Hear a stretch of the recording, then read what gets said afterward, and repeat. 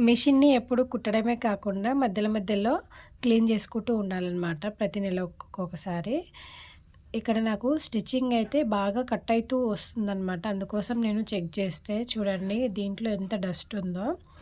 మీరు కూడా ఒకసారి మీ మిషన్ ఇలానే ఉందా అనేది ఒకసారి చూసుకోండి. ఎవరికైతే ఇలాంటి ఎలక్ట్రిక్ మిషన్ ఉన్నట్లయితే చాలా ఈజీ దీన్ని రిమూవ్ చేసుకొని మనం క్లీన్ చేసుకోవడం.